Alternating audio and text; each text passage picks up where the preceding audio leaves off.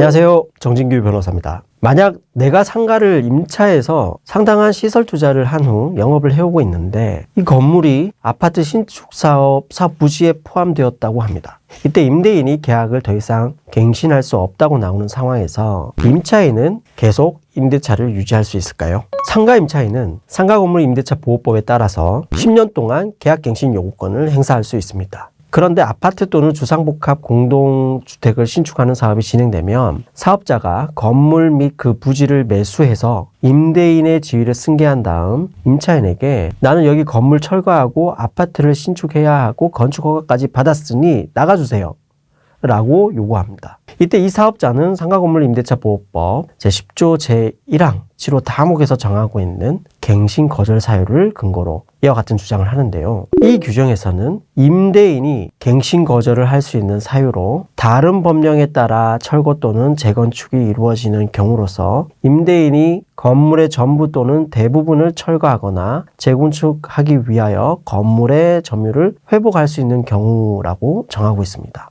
그렇다면 아파트 신축 사업이 진행되면 임차인은 무조건 나가야 되는지가 문제됩니다. 아파트 사업자는 본인의 사업을 위해 자신의 이익을 위해서 사업을 계획하고 위험을 감수해서 해당 사업 부지를 매수하고 임차인들까지 고려해서 사업을 진행하기 마련입니다. 즉 공익성보다는 사익 추구에 큰 방점이 있는 거예요.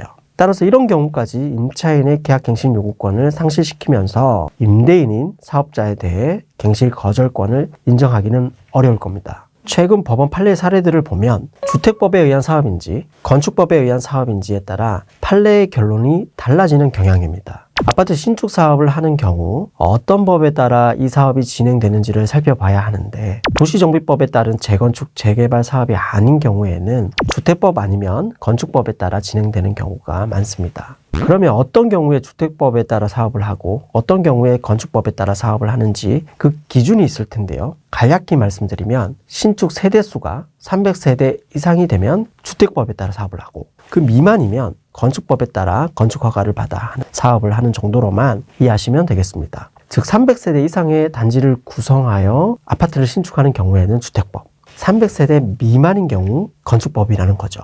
흔히 작은 면적의 고층의 주상복합 아파트를 신축하는 경우 300세대 미만으로서 건축법에 따라 사업이 진행됩니다. 반면에 넓은 면적의 수개의 동으로 구성된 아파트 단지를 신축하는 경우 주택법에 따라 진행됩니다. 법원은 주택법에 따른 사업의 경우 국민의 주거 안정과 주거 수준의 향상에 이바지함을 목적으로 하는 주택법의 입법 목적상 사업자의 개인적인 사익보다 공익성이 상당히 인정된다는 입장입니다. 주택법 제1조는 이 법은 쾌적하고 살기 좋은 주거 환경 조성에 필요한 주택의 건설, 공급 및 주택시장의 관리 등에 관한 사항을 정함으로써 국민의 주거 안정과 주거 수준의 향상에 이바지함을 목적으로 한다라고 그 목적을 규정하고 있습니다. 주택 공급에 따른 국민 주거 안정과 주거 수준 향상이라는 주택법의 공익성에 비추어 보면 도시정비법에 따른 재개발, 재건축 사업의 공익성과 대등하다고 볼 수 있으며 따라서 주택법에 따라 사업이 진행되는 경우 사업자는 상가건물 임대차 보호법 10조 제1항 7호 다목의 재건축을 이유로 임대차 갱신 거절을 할 수 있다고 판시하고 있습니다.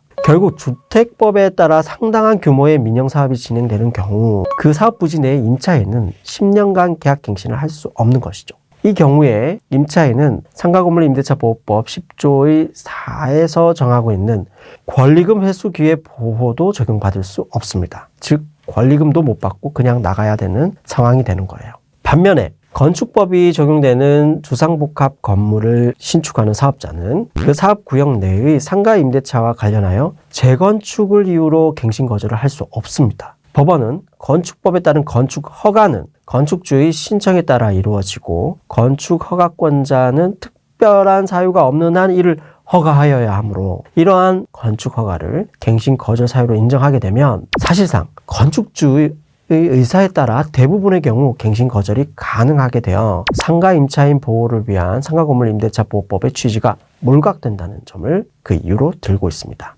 이러한 건축 허가에 따른 사업은 건축주 자신의 사업 계획에 따라 행해지는 것으로 공익보다는 사익이 크고 그러한 경우까지 사업자에게 임대차 갱신 거절권을 인정하지 않겠다는 것이죠. 그러므로 상가임차인이 계약갱신 요구권을 행사할 경우 사업자 입장에서는 상가임대차 최장기간인 10년이 될 때까지 임차인 명도를 해결하지 못할 수도 있습니다. 이런 경우 결국 사업을 하기 위해서는 상당한 금전을 주고 임차인과 합의를 할 수밖에 없죠. 이 밖에 사업자가 상가임대차법 10조 1항 7호 다목에 따라 계약갱신 거절을 할 수 있는 다른 공익성이 강한 사업은 어떤 경우가 있을까요? 도시 및 주거환경정비법에 따라 행정청이 정비구역을 지정한 후 재건축 조합 또는 재개발 조합이 설립되어 진행되는 경우가 바로 이에 해당된다고 볼 수 있습니다. 실제로 이 도시정비법에서는 관리처분 계획인가 고시가 나게 되면 정비구역 내의 임차인은 사용수익을 할 수 없도록 명확하게 법률의 규정으로 정하고 있습니다. 또 빈집 및 소규모 주택 정비에 관한 특례법에 따라 시행되는 소규모 재건축, 가로주택 정비사업도 여기에 해당됩니다. 또 민간 임대주택에 관한 특별법에 근거한 역세권 청년주택 사업의 경우에도 사업자의 임대차 갱신 거절권을 인정한 판례들이 있습니다. 오늘은 아파트 신축 사업 관련 민영 사업자의 상가 임대차 계약 갱신 거절에 대해서 살펴봤습니다. 다음 시간에도 유익한 법률 정보 들고 만나 뵙겠습니다. 감사합니다.